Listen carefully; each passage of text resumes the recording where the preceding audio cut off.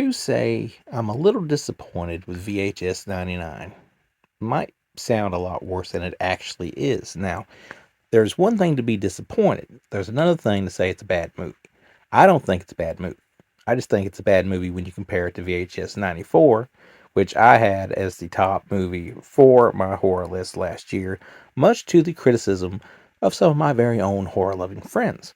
That being said, in general, I love anthology films. I love found footage films. So the VHS series in general has been a pretty big, franchise for me. It's been a favorite of mine. I love VHS. Loved VHS too, even more than VHS. Hated VHS viral. So I'm not just being biased. I can call it, a spade and say it sucks when it sucks. VHS viral sucked. VHS 94, thought it was great. Thought it was a borderline masterpiece. So I was very excited when I found out that VHS 99 was hitting Shudder in October. So I finally checked it out. And while it's not a bad movie, it's not a bad found footage movie, it's not a bad anthology movie, it still is a big step below what we had with last year's VHS. Now it starts with a very strange wraparound. It's like a kid film in stop motion with some like army men and stuff like that. We go back to this later, but let's just say right there is a number one thing that brings us down to me is I think we had a very strong and solid wraparound last time, and the wraparound this time just wasn't nowhere near as strong. The first story is also kind of weak. Now it's good for like starting out an anthology, but even for like just a starter, this one seemed kind of weak. It's about these really annoying people, which has always been kind of a problem with some of the VHS movies that they have really annoying characters. So they have these annoying characters, and they're like in a rock band, and they go to this place where this other rock band had been, and some bad stuff happened to them. So they go there, they act like douchebags, and when you know it, bad stuff happens to them. Now, it's pretty predictable. It doesn't really give you too much to the table besides maybe a cool effect here or there. And it kind of it's just there, which is kind of the problem with the second story, which deals with a hazing thing in college. This girl goes and they're kind of being rude about it. And they're like, well, we're going to put you here. We're going to bury you here. And, this is where this person did this. And this is where this person, she was buried alive and nobody found her. And wouldn't you know it, when she gets down there, bad stuff starts happening. The girls that are hazing her run off. And, you can pretty well guess what happens next. But the thing is, there's a twist to that, and the girls get what's coming to them. And maybe it's okay for what it is. It's still, I don't know. I just kind of expect a little more than what we got. Still didn't hate it, but I felt like it's just kind of just there, sort of like the first one. The third story, I'm a little bit more on board with. This deals with a thing like a child show, like a childhood show, like you'd watch on TV when you watched on Nickelodeon or Disney or something like that. And these kids would do all this stuff, and when you get to the finish line, you get one wish that's get to be granted.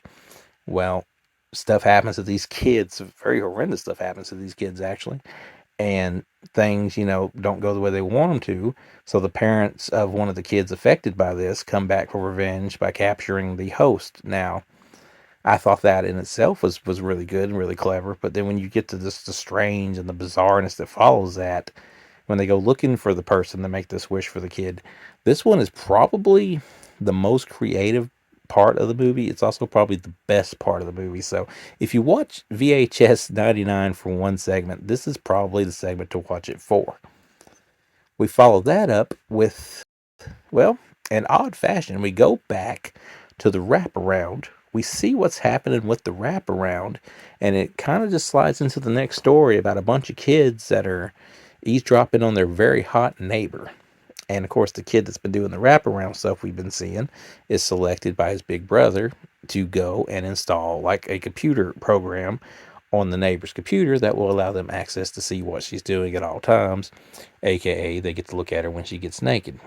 So, as you might predict, they see stuff that they probably shouldn't see, and it leads to some disasters for them. I'll just leave it there. It's actually pretty good. Probably in the thick of things of what we got here, it's probably the second most solid thing we got so far, but it ain't the best thing because that's actually saved for the very last segment.